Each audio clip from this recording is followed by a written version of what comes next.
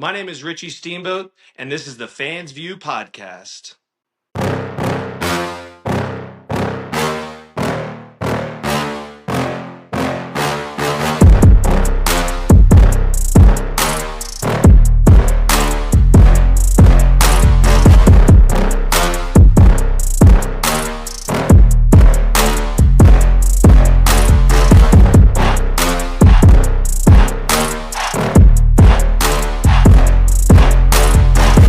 What's going on, everybody? Welcome back to another episode of the Fans View Podcast. Today, we've got a really special guest melding both of the worlds of the Fans View Podcast together. He's someone who made his mark in professional wrestling, but has also found a new passion in the trading card world, actually. He's the son of the legendary Ricky the Dragon Steamboat, a former WWE developmental star himself, and now a growing name in the hobby community. All that said, I want to introduce our guest, Mr. Richie Steamboat. Richie, how are you doing today, man? I'm doing great. I appreciate you having me on. The Fans View Podcast is one of my favorites, so I want to put that out there, and I appreciate you having me. Absolutely, absolutely. Let's just start from the beginning. Obviously, the first question I got to ask, growing up as the son of Ricky Steamboat, that's got to be surreal, to a degree. Did you always kind of know that you wanted to follow in your dad's footsteps, or were you like a typical kid and wanted to rebel against that? This is probably the most asked question that I get, and my answer's always been the same year after year. To me, he's my dad. Like we get along, we argue, we have our family get-togethers, right? We disagree, we come back together, and I would say it's just like any other father-son relationship, maybe elevated a little bit because of our personal expectations that were kind of ingrained in me as a kid, and just kind of my work ethic and the way that we do things, and the respect for your parents, and the way that I was raised was so important. It just an amazing experience, and so grateful that I could be there. I didn't watch I didn't read comic books, I didn't watch cartoons on TV. Yeah, these guys were my real life heroes, and For sure.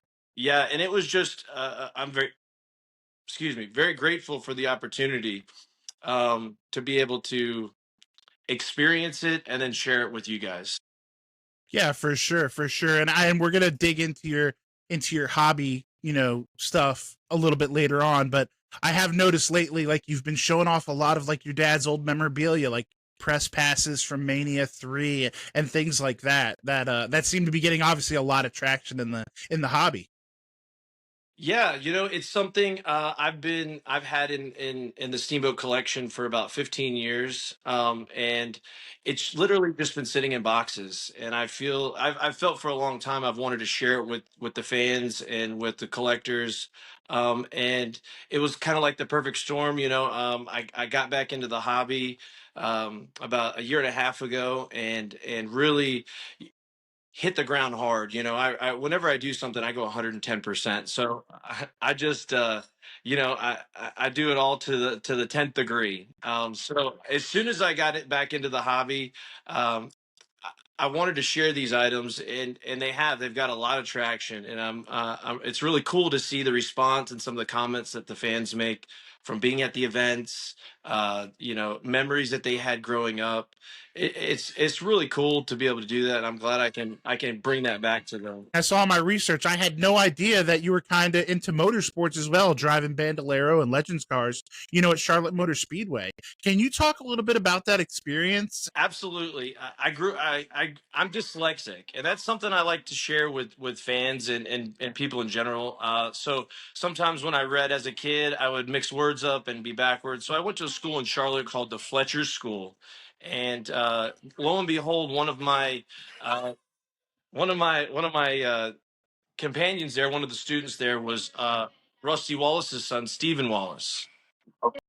So, and one day he was talking about racing and all this cool stuff that he was doing, and I was like, man, that would be cool. I would love to do that. And so I talked to my parents, and they gave me certain criteria. If I was able to keep certain grades, I was able to excel in wrestling, continue doing that, and manage everything together. they would be willing to get me these a little. It's almost like a go kart. They had little 30 horsepower Briggs and Stratton motors, and they actually went kind of fast. I think they went 60, 70 miles an hour on some tracks. So I was able to do good in school. Got the earned the respect, earned that privilege to be able to do that, and within a few months, my dad and I, with a lawnmower trailer, we pull up with our car on the back, and Stephen Wallace pulls up in a giant 18 wheeler, 2-story, has 4 cars, and we literally have this open lawnmower trailer on the in my dad's truck, and we got there and we wax them every week, and Love that. yeah, I loved. I got to race with him. I got to race with Joey Logano a lot. Um, and Reed Sorensen, Chrissy Wallace, most of the Wallaces we grew up with. So, Charlotte's a mixed community. You've got a lot of wrestling and you've got a lot of racing. And, and it just so happens that, it's kind of the same fan, right? So they kind of share each other's interests and hobbies. Charlotte's a great town, good airport. And yeah, it's pretty cool. I love that. That's so professional wrestling of you to mention the airport as well. Well, you have Um, to. I mean, it's a big deal when you're doing 200 cities a year, yeah, and you're traveling, and for sure. those connecting flights can take a toll on you. For sure, for sure. Was motorsports something you ever, seriously considered pursuing beyond that? Or was it kind of, for lack of a better word, a hobby? It started off as a hobby, Mm-hmm. and it kind of grew internally, and I think that's just my competitive nature and the way that the way that I am, and I always strive to for excellence and to be first, so and then it became more of a job, Mm-hmm. and I really enjoyed it. I drove the Bandoleros. I drove legend cars. I drove late model stock cars. I was able to get a few runs in the ARCA Remax series. But it was right around that time in 2007, 2008, getting to the economy, we started to go downhill. Uh, and my sponsor, they just they were doing it as a tax write off, and they couldn't do it anymore. It was expensive. I mean, one weekend at tires was $10,000-15,000 just for the tires. So I ran a few races on the money that I had made, and sometimes you got to let change the next chapter in your life. You For gotta sure. you gotta keep pushing and driving and pick yourself up and move on to the next thing. Wrestling was something that I'd always wanted to do. Um, you had a strong athletic background, talking about wrestling like you just did. You played football, lacrosse, amateur wrestling. What made you finally decide to commit to professional wrestling? It was something that I always wanted to do, and my dad, but he's like, I'd like you to be a doctor. I'd like you to go be a lawyer, do these other things. And that wasn't really my cup of tea. I was always an athlete. So, it was just a decision it took a lot of time. I had to convince him, really. Yeah, We were sitting at the gym and I was working out. And I said, Dad, I really want to be a wrestler. He goes, Are you sure about that? And I said, Yeah, I think that's what I want to do. And he looked at me and he said, Well, if we start this ball rolling, my name's on the line too, right? So he says, for sure. I want you to go out there and give it all. He knew I would. So that was a good experience for me. Once he was on board, it was a full commitment for both of us. Um, it was really cool. Yeah, and that's kind of where I wanted to go next. I interviewed Teal Piper about a year ago, and she said something that really stuck with me. She said when you have the last name of a legend like you do and she does, the doors open twice as quick, but they also slam shut twice as hard. So, did you feel that extra pressure starting off in wrestling, but then obviously, entering the WWE's developmental territory, FCW at the time?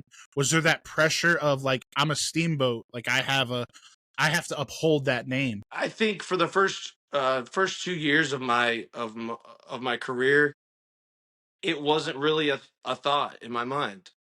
I was around a lot of good people that were taking care of me, trying to teach me and train me right. I started with George South, Went out to Harley Race out in Missouri. Went to Pro Wrestling Noah in Japan. I had some good teachers around that are willing to be patient with a young gaijin, a young American. So when I got to WWE, I felt like it was definitely more. I was more on my own, Hmm. say, and for good or for bad, I think I should have had my guard up a little bit more. But I think that just comes with experience in the business, and I'm too trusting of people. Uh, but I think and that's just the business. That's the way that, and it's not just wrestling. So I did feel not pressure, but just expectations, which I expect the same from myself. But going into it, I've never tried to fill my dad's boots. Um, that would be almost impossible. I've got my own boots to fill, and I got a bigger size if I need it. So Answer. And speaking of those boots of yours, they had a hell of a run in FCW. Like I said, that was before, for people that don't know, before NXT was FCW, Florida Championship Wrestling, based in Tampa, I believe. Um, you actually even won tag team gold with this Seth Rollins guy. Hope that kid makes it in the business. Um, what stands out to you most when you look back at your FCW days? Is there like something that really just like you think back on? You're like, yeah, I'm really proud of that. um, the whole experience I'm proud of. The FCW, it was being run by Steve Kern at the time, and it was under the WWE umbrella, but they were in between changing products. They moved it a few years earlier out of Atlanta down to Florida, and man, it was a great setup. They had everything that you could possibly need. They had foam pits, they had this, they had that. They had a whole medical staff. It was a great location. I definitely enjoyed wrestling down there. I would say I had a lot of really good matches with Seth. I had a really special match with Bray Wyatt. Um, Yes. And I'm and, glad you brought that up. Yes. and for me, it was special. I don't even. I think it was televised like locally down there, but Hmm.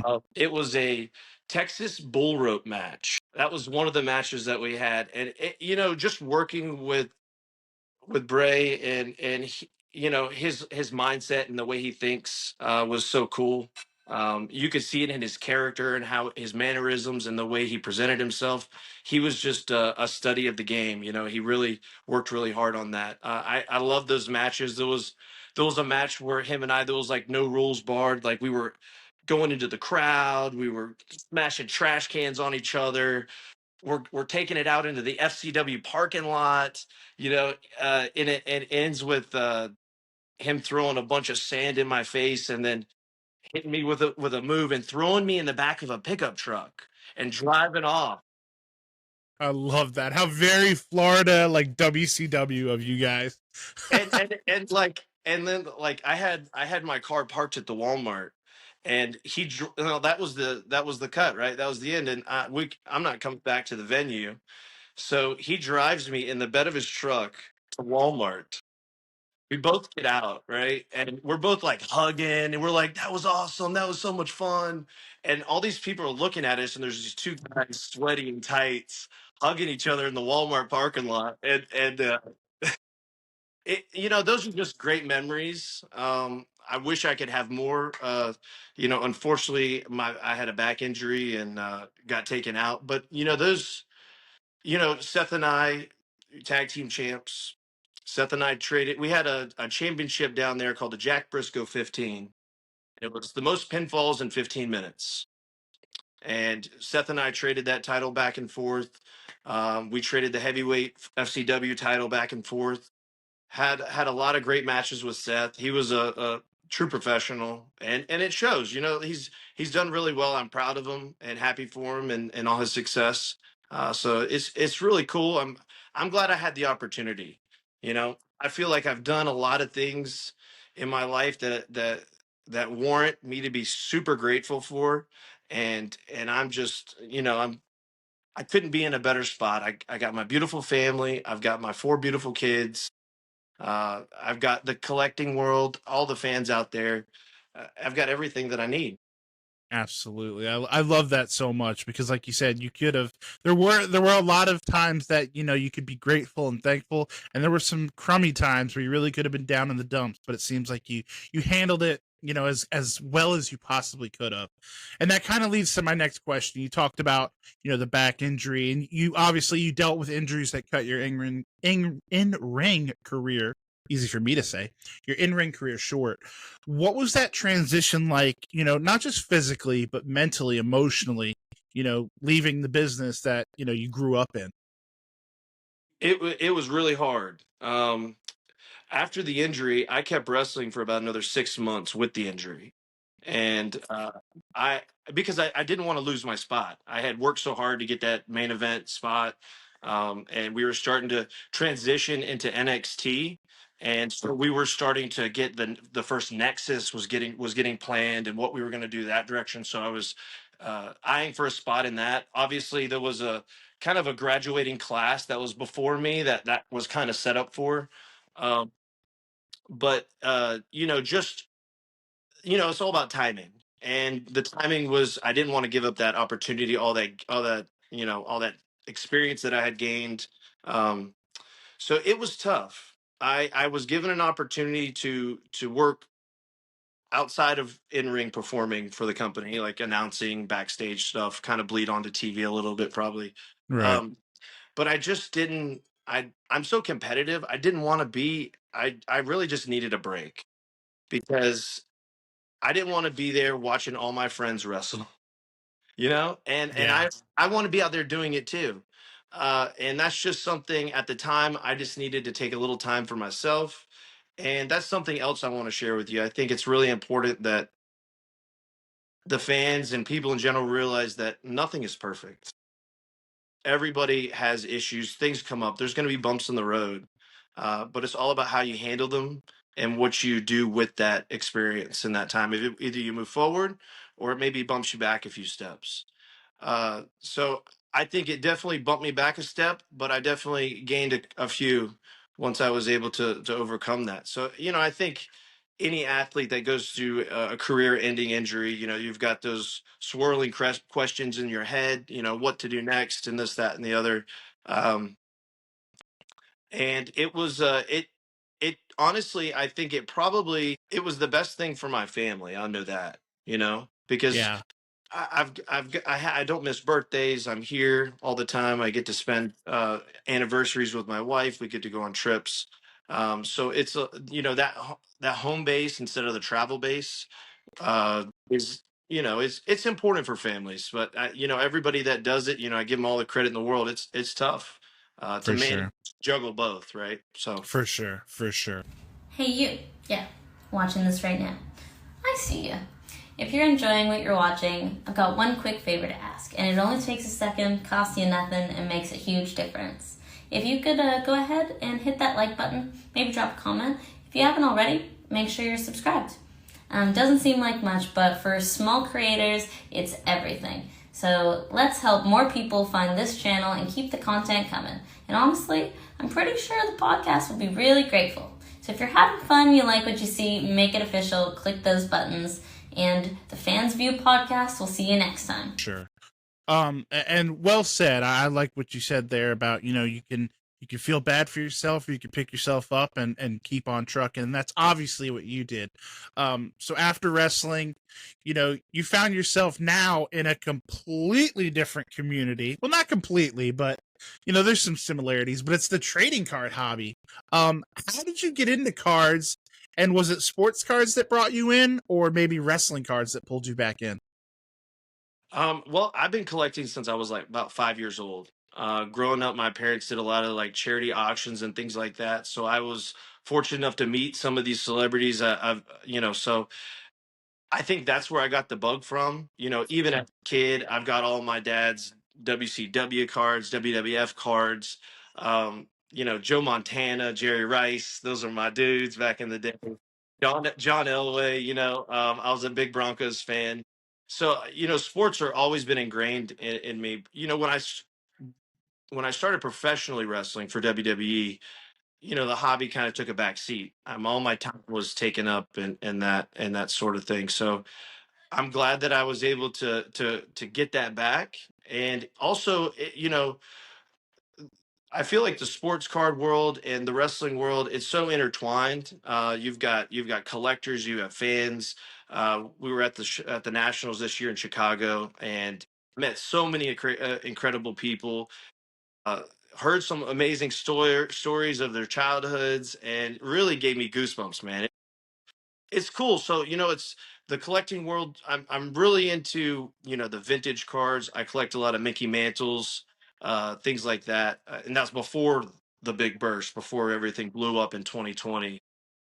I got lucky there.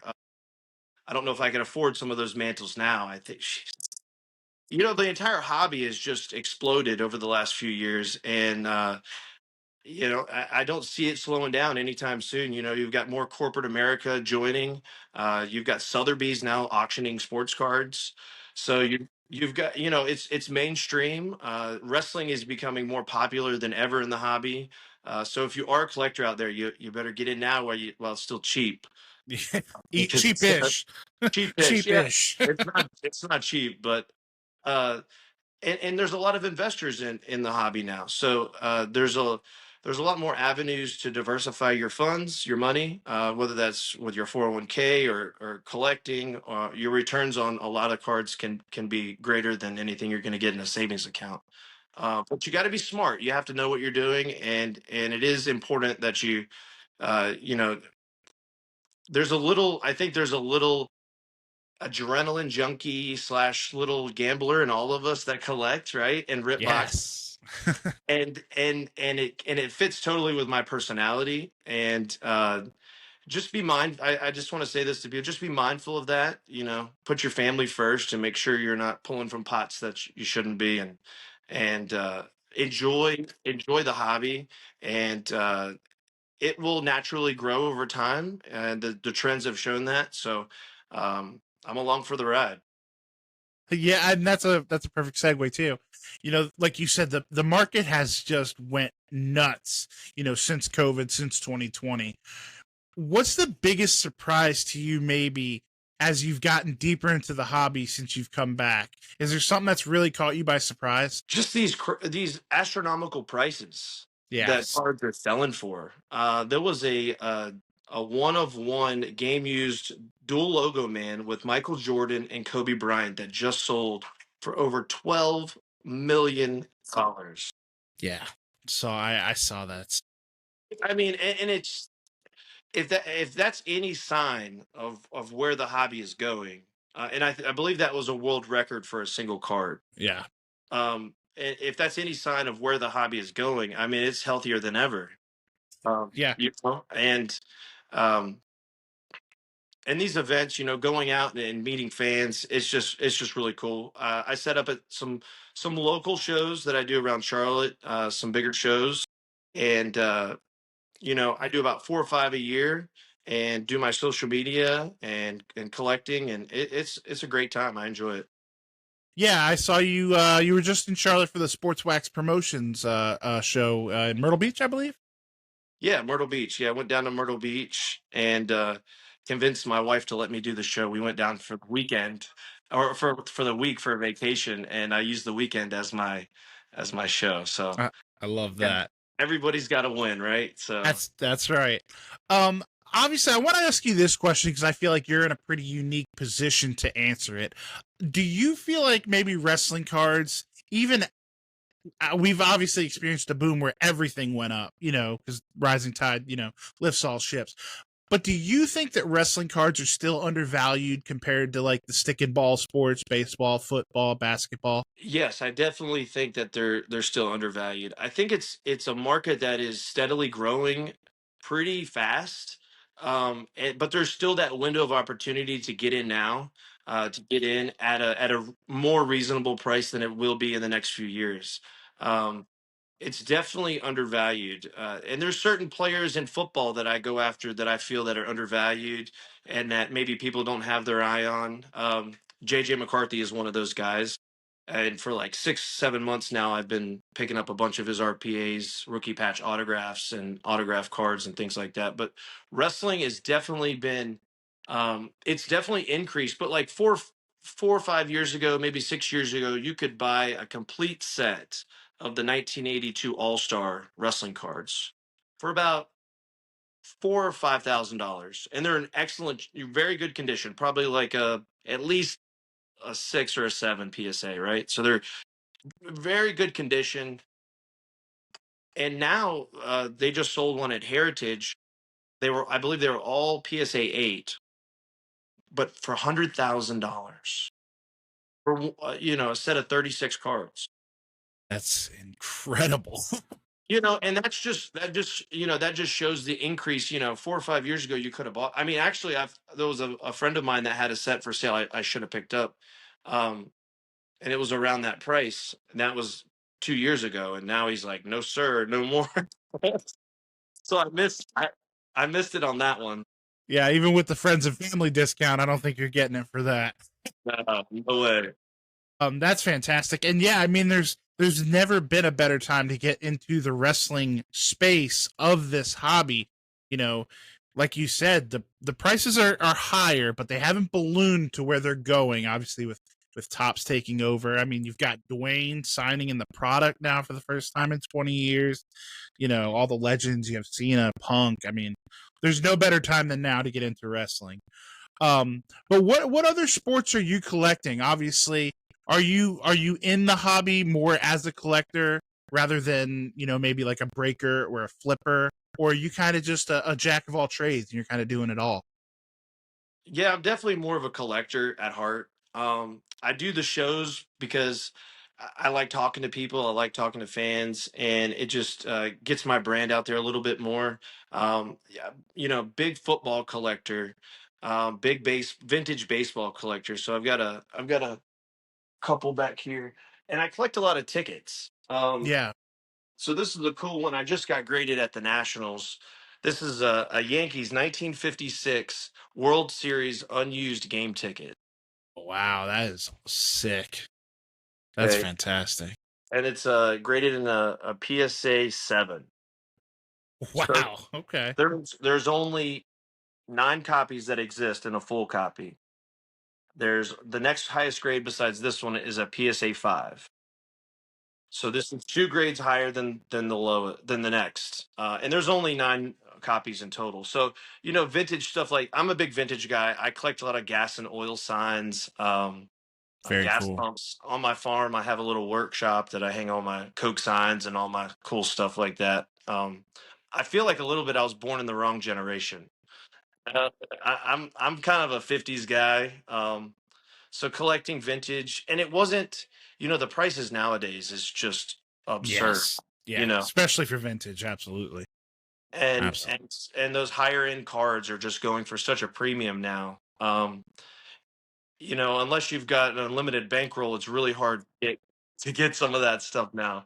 But there's a price point for everybody. It doesn't matter whether you're going for a super high end Mickey Mantle, or you want maybe like a '67 Mickey Mantle, an older Mickey Mantle that maybe only a few $100, right? So you Right. can the whole gamut.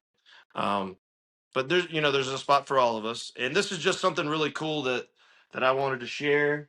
Um, Another one that I think is really cool, and there's a cool story. This is a Bob Euchre. I think you might have seen this on my Instagram, but this is a Bob Euchre Dude, guest pass, that is tremendous. and it's unused.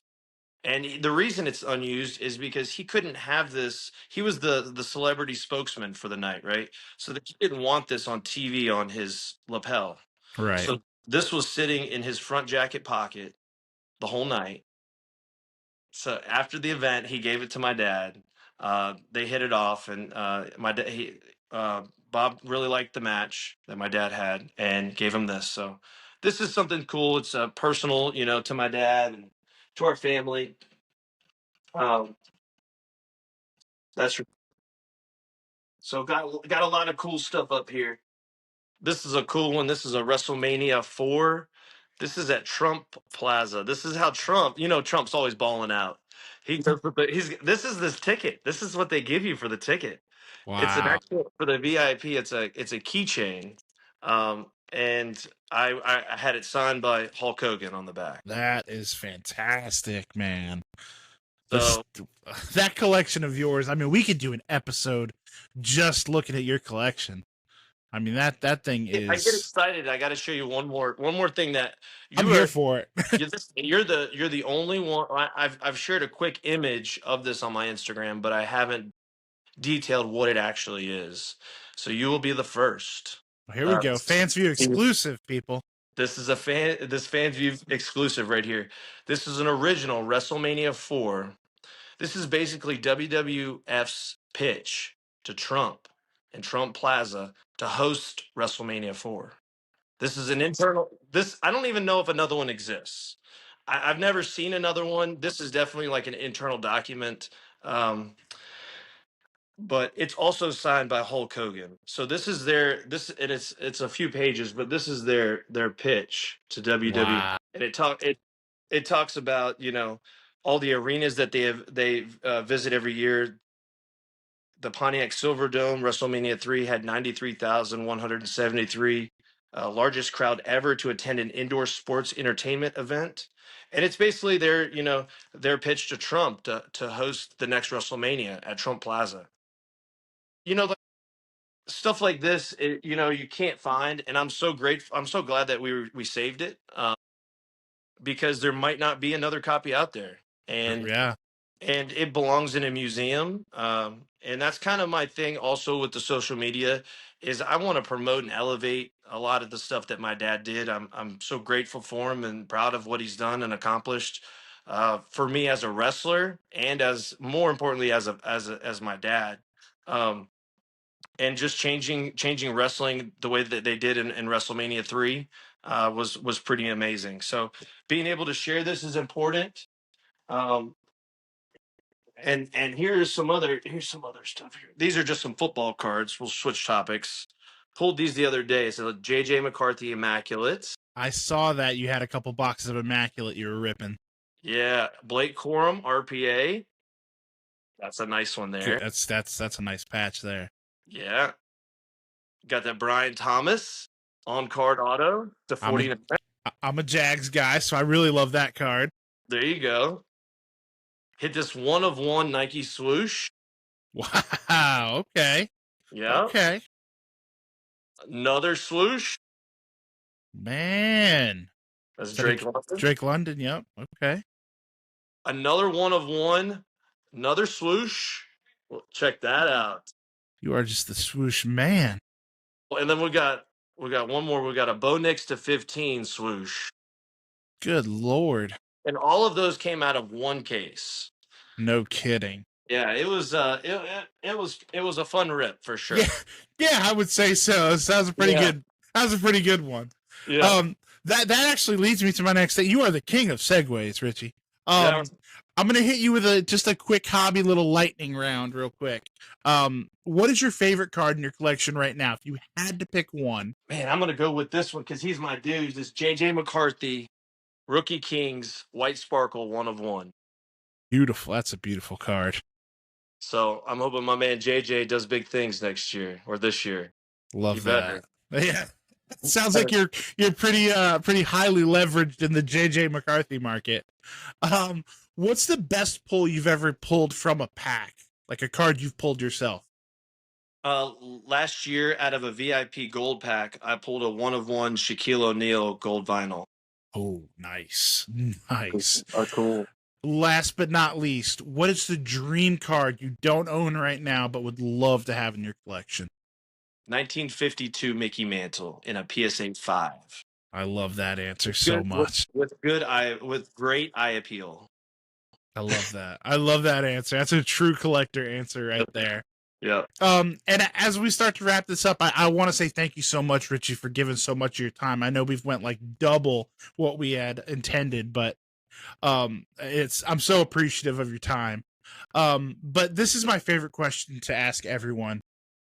At this point in your life, you know, you've done the wrestling thing, you're in the hobby now, you've got a beautiful family. How do you define success? Success can be different for everyone. My success, I look at my children and how I've raised my kids, and that's how I judge my success. Uh, when we're all dead and gone, everyone is going to judge you on how you raised your kids. They're not going to care about how much money you made. They're not going to care about, they may care a little bit about the things that you've done in your life, right? The most important thing that we can do is keep the next generation going. And I focus my attention and energy on that. You know, that's number one in my life. So that's how I measure my success. And I think there's different level. I mean, I feel I was extremely successful in wrestling. I had an unfortunate injury, but you know, that's just the way that God had the plan mapped out for me. And it's I wouldn't change anything. I have no regrets on anything at all. It was amazing. Love that. I love that answer so much. Well, Richie, like I said, I want to thank you so much for being so gracious with your time. Where can people get a hold of you? Where can they see your content? Do you have any shows coming up? We've got a show in Concord, North Carolina with Sports Wax Promotions. That's on September 20th and the 24th, first. That's at Cabarrus Arena in Concord, North Carolina. And then we've got a big show coming up in October here in Charlotte. And then we've got some other stuff that I can't talk about quite yet. Okay. But we've got some coming up. We've got a lot of irons in the fire. We're going to be going to Fanatics in London in a few weeks. Wow. Okay. Yeah, so we've got the ball rolling. So we're going to be. I'm building a studio right now at my house. It'll be ready in January. I'm actually doing an addition on our house, and my wife is getting a little freshen up on the kitchen, and I'm getting a little studio. So that's how I work that one. Love it. I love it. Always a Um, worker. so, Always a yeah. Right. worker. Hey, so you know, big things coming from us. We're going to be releasing my dad's biography. He's never released his book. Um, yeah, we're going to be releasing that, and I'm going to be filming in my studio. We're going to be having talks. We're going to be talking about ring worn wrestling items. It's going to be called the Tale of the Tape. Love So it. we're gonna talk about different items, what matches they were worn in, who made the items, how much they cost to be made, you know, and all that cool stuff. Different things that maybe haven't been talked about before, but I feel is important to share. And you can also follow me on Instagram, Richie.Steamboat. It's a verified page, and Facebook, all the other ones too. So we're just out there having fun, enjoying it, and living life. I love that so much. Guys, make sure I know I subscribe to Richie and follow him, you know, on Instagram and stuff like that. And I just love seeing he's always showing off, you know, vintage stuff like you saw today, you know, and even more, just so much from his dad's career, from his career, just all over the hobby. He's such a fun follow. For wrestling fans, for non-wrestling fans, everybody's welcome. If you're in the Charlotte area, obviously stop by Sports Wax Promotions, September 20th and 21st, and go see him, go check him out. And yeah, Richie, like I said, man, thank you so much for coming on, and hopefully we can have you on again when the studio gets built, and we'll just sit here and talk about cards all day. Absolutely, I'd love to have you in the studio, and we'll get some things going. Thank you so much, and thank you to all the Absolutely. fans out there and all the collectors out there. Appreciate everything from you guys. Look forward to seeing everybody. Come up, talk to me if you see me at a show. There you go. Make sure you guys go say hello to Richie. Like I said, if you're not in the Charlotte area, you can follow him on Instagram, Facebook, all the fun socials. And guys, thank you so much for showing some love to the Fans View. And don't forget, most importantly, guys, call your mom. If you haven't liked or subscribed, you're going to be joking me.